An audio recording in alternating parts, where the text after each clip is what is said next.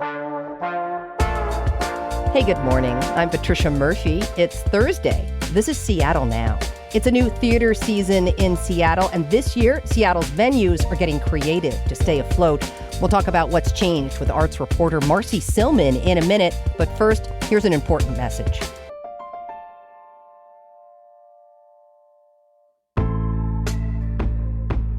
Hey, Seattle Now listeners, it's me, Trish, here with afternoon host Paige Browning. It's that time of year again where I ask you to pony up some gas money for the car. No, seriously, we are listener supported, and it's our fall fundraising campaign, a big one, and we're counting on your support. Every weekday, the Seattle Now team brings you up-to-date news and an in-depth conversation on the big story of the day. And now on Saturdays, we have an extra episode for you. We deliver a longer episode with the best of reporting from the KUOW newsroom. We do this so that you have one place to get your news, analysis, some delights, and a bit more connection to your community. And when I sit down to make the show every day, as I know you do, Trish, I think about our mission, which is to create and serve a more informed public. That's why we do what we do for you. And why are we reminding you of the mission? Well, because it does cost a lot to make it happen, Trish. Yep, now back to that gas money. Recently, KUOW lost a small but significant portion of our budget that came from the federal government. And the good news is we're not going anywhere, but your financial support really matters a lot, no matter how much you give. So if you appreciate Seattle Now and what we're doing, chip in what you can at the link in the show notes. And thanks. Thanks. It's September, which means a new theater season is starting in Seattle. This year, things are going to look a little different. Our theaters are still recovering from the pandemic. They're also facing a loss in federal funding under the Trump administration. So they're coming together and creatively reinventing to survive. Marcie Sillman is here to tell us what's changed in the theater scene and how it might show up on the stage. She's retired from KUOW, but still on the beat. Good to talk to you, Marcie. I wish I could quit this beat, Trish, but you know how it goes. Love it. It's good to see you as well, and I'm happy to be here. Yeah. Well, before we get into Seattle's theater scene now, let's talk about a time before this, Seattle's art scene in the 80s. What was it like back then? I guess you might call it the golden age if they actually made any money, but it was a city full of theaters of all sizes. I mean, we still have them, but we had many in the 80s. And this is attributed to the late Greg Falls, who founded ACT Theater with his wife long ago in the early 1960s. He said theaters are like grapes. They grow best in bunches. And it's more that it's a community where people share things. Actors can go from company to company and they could support themselves and maybe support a family, maybe even buy a house in Seattle. Wow. That's a distant dream at this point in time, but in the 1980s, still possible. All right. Well, like you said, much different situation we're dealing with today. Theaters are struggling against a lot of different existential threats. So let's talk about what those are. Before the pandemic, we had the rise of digital competition for eyeballs, and that was even before we were all home streaming things. That's a leg of a three-legged stool that kind of was half broken off. Then we had the loss of many granting programs and corporate benevolence towards theaters. We still have that, but not as much as it was. We had Boeing, who supported all the arts at a very high level, and that's not quite the case since they moved their headquarters to Chicago. Then we had the pandemic, which had everything shut in this area, at least for, at least a good 8 to 10 months, and sometimes longer than that. And so John Bradshaw, who was the executive director at Seattle Shakespeare Company, told me that Seattle Shakespeare only came back to 48% of its previous audience after the pandemic. He said things were bad before, but the pandemic made them extremely bad. And I think if you talk to most people in the nonprofit performing arts scene, they'd say the same thing about live performance. What a difficult situation theaters are in, Marcie. Let's talk about what they're doing to cope, starting with the newly formed Union Arts Center. How did that come together? Well, apparently, Union Arts Center talks began 2 years ago between John Bradshaw, who's now the managing director of Union Arts Center. His company was Seattle Shakespeare Company at ACT Theater, which is located in the old Eagles Auditorium, which is kind of just east of Seattle Sheraton Hotel downtown. And Seattle Shakes was looking for its own home because it had been renting the basement of what's now called the Armory at Seattle Center. They couldn't always program what they wanted to program, so that was a problem for them. In addition to the lack of funds, and ACT Theater, the Eagles Auditorium building, is big, and ACT moved there. They bought the building, and from the get-go years ago, they had problems filling. There's 5 performance spaces in that building, so they never could figure out how to bring the amount of audience into the building to sustain the payments they were making on owning that building. So they started talking about this, and both were experiencing the same audience pains, the same financial pains, but they came to an agreement to merge, which we haven't really seen in a long time in Seattle, if at all.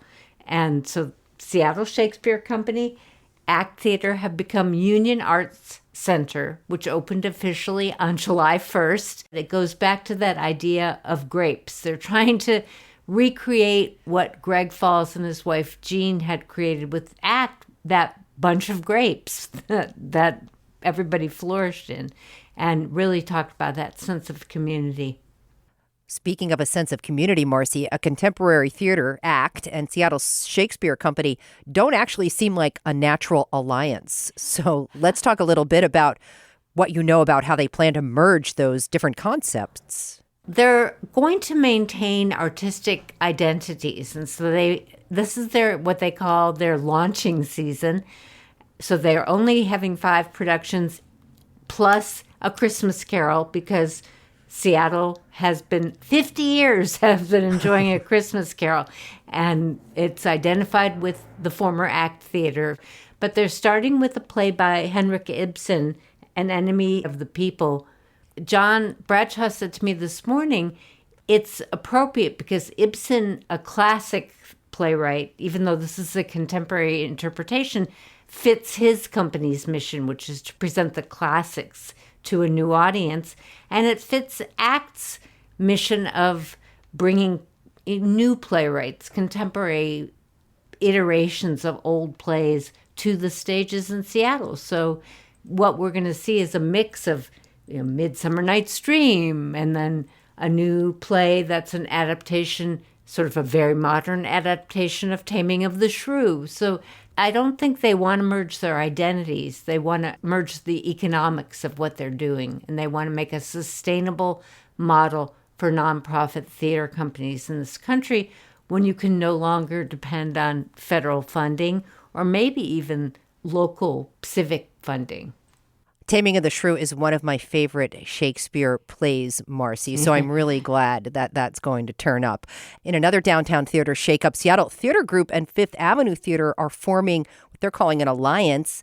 Let's help listeners understand a little bit about what made these 2 groups distinct. Seattle Theater Group, for folks who aren't familiar exactly with that name, they own the Neptune Theater in the University District. They own the Paramount Theater downtown. They own the Moore Theater. They just bought Carey Hall, which was part of Cornish College of the Arts. So they own these 4 historic buildings. The Fifth Avenue is owned by the University of Washington, and they only, for now, schedule half a year of shows. They're touring shows, and they're homegrown shows. Things like Hairspray was created at the Fifth Avenue Theater. But they weren't really keeping up with the value of the property, the rent. And the guy who had become artistic director, Bill Berry, was doing more admin work than artistic work. He saw it as his job to curate a season of musical plays, and he was busy worrying about paying the rent and, the various things that come with admin. So Seattle Theater Group, they didn't want to usurp them, but Seattle Theater Group wants to preserve historic theaters downtown. And the Fifth is, if you've never been there, the most posh and amazing theater you can imagine. So they're taking over all the administrative work, and they will also be able to program the 26 weeks that Fifth Avenue Theater is not programming. You're going to see the first collaboration between those two entities. In October, they're bringing Chicago to the Fifth Avenue, but presented by both groups. Fascinating. All right. What does STG get out of this deal, Marcie? You know, I asked them that several times. They see it as a part of their mission to be community-minded and to not just think about commercial presentation, but also to preserve the theater buildings and preserve the type of programming that has been put into them over the years. What does Fifth Avenue get out of this? Is it a good deal for them, or are they just surviving? It is a good deal at least for Bill Berry, because he doesn't have to worry about the admin stuff anymore. And I think just make art. He does just want to make art, and making maybe old musicals Seattle's by putting Seattle actors in them, Seattle directors, Seattle musicians. And so I think that is a goal as well, is to really, beef up the art and beef up Seattle people's presence in art that might have been created elsewhere. Marcie, we started this conversation by kind of talking about how so much has shifted with the way people interact with theater and art in the city. And that is across the board, right? This situation feels like it might be bigger than just saving Seattle's theater scene.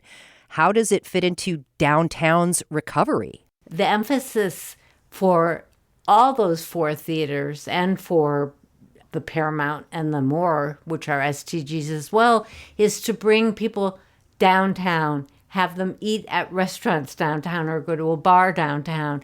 They see that they are an integral part of the local economy. The overall creative sector, they make up 1/4 of the local economy, or they did in 2019. So it is a big impact, and there's a reason beyond that you love art that you should support the sustainability or the effort to be sustainable. All right, well, those are the theaters. What about theater goers? Are they going to notice anything different if I show up for the 2025-26 season? Will it feel different for me? It's a really good question. I think when you start realizing that your ticket is for the Fifth Avenue Theater and not the Paramount, you might sort of say, oh, this is different. I don't know at all, and I don't think ACT and Seattle Shakespeare as Union Arts Center have any idea either how their patrons will look at it. But I think John Bradshaw told me he was most interested in attending a show in one of the theater spaces in that Eagles Auditorium building and feeling the community and the joy of having people in those seats. And so I think if you are of the arts community, you cheer for that. I think bigger, you'll just feel happy because downtown might be more invigorated at night. There might be people on the streets. Yeah. Well, I'll see you at the theater, Marcie. I hope so. Freelance arts reporter Marcie Sillman, retired but always on the beat. Really appreciate it. Thanks so much. Thanks for having me, Trish.